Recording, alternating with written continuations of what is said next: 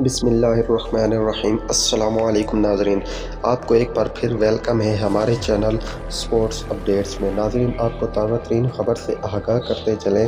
Pakistan cricket board اور کپتان بابر اعظم میں ٹھن گئی، نائب کپتان ہی ٹیم سے باہر۔ شان مسعود 4 سال قبل ون ڈے کھیلنے پہ ان کی سیریز میں واپسی بطور نائب کپتان کی گئی۔ پاکستان کرکٹ بورڈ پی سی بی اور کپتان بابر اعظم میں ٹھن گئی۔ پی سی بی نے شان مسعود کو ون ڈے ٹیم کا نائب کپتان بنایا۔ بابر کو فیصلہ پسند نہ آیا۔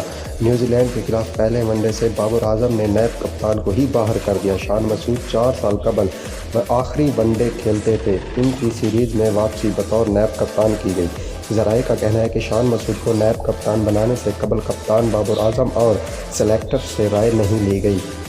دوسری جانب پی سی بی ترجمان کا کہنا ہے کہ نائب کپتان کا تقرر پی سی بی چیئرمین کا استحقاق ہے۔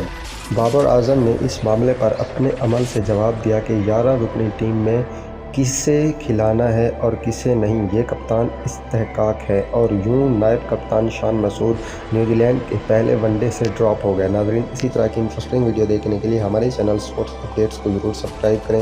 ملتے ہیں کسی اور نئی ویڈیو میں، فی الحال مجھے دیجیے اجازت۔ اللہ حافظ۔